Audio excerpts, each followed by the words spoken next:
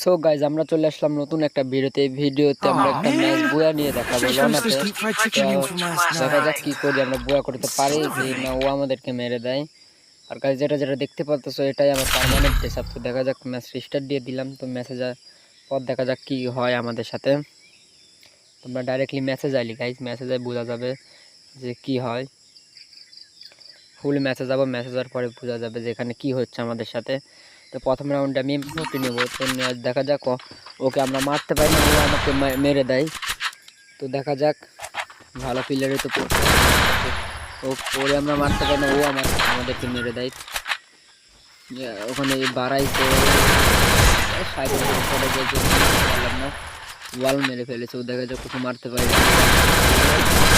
ও guys ওকে মেরে দিয়েছি আমরা ফার্স্ট রাউন্ডে।